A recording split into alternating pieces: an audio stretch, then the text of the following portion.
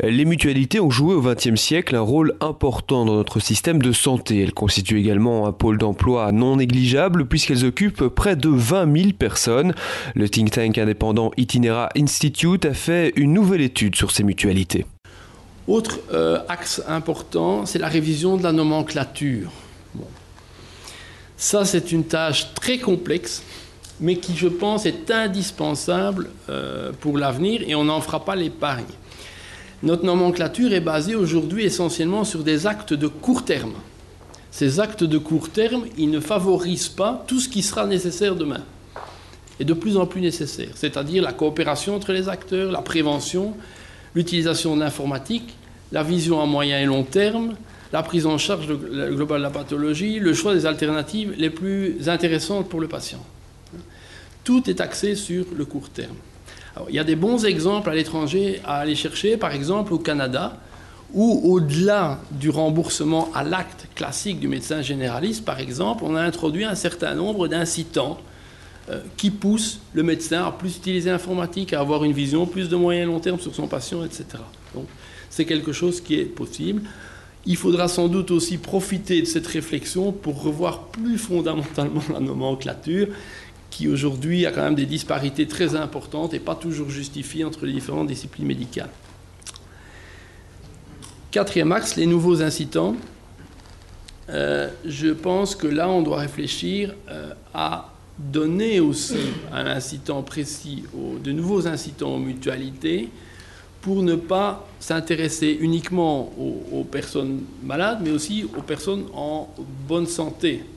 Et donc à pousser un intérêt de plus en plus grand pour un affilié qui coûte moins cher à un horizon de 20 ans ou 30 ans et qui recourt de manière optimale au système. Quand on observe à l'étranger les systèmes qui fonctionnent le mieux, on voit que ce sont les systèmes où les mutualités ou les sociétés qui financent ont un intérêt aussi à moyen et long terme.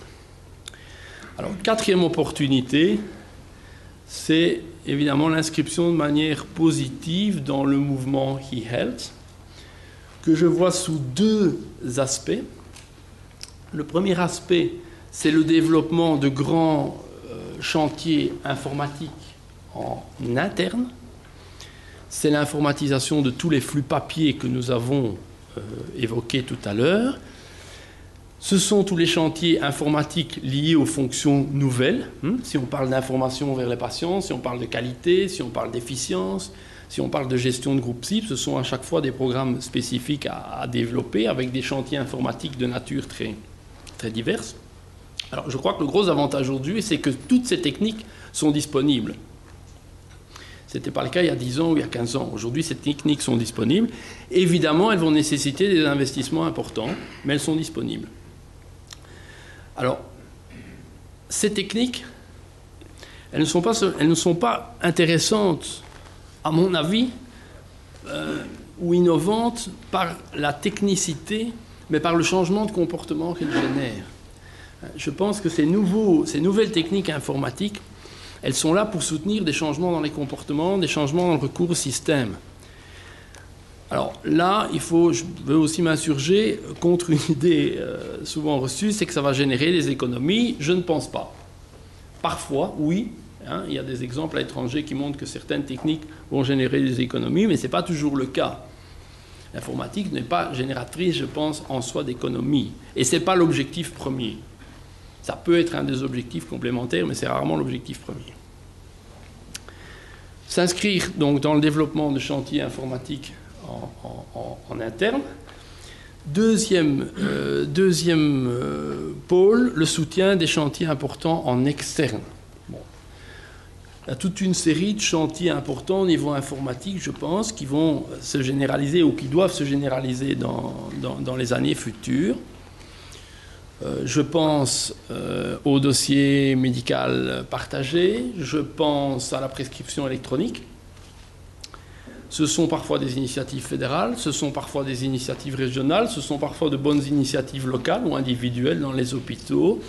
Je pense qu'on a la chance d'avoir des vrais success stories aujourd'hui qui existent. Il suffit de les généraliser, enfin il suffit entre guillemets de les généraliser. Et je pense que là aussi, les mutualités peuvent jouer un rôle important de par le pouvoir qu'elles ont et la capacité de développement de certains projets.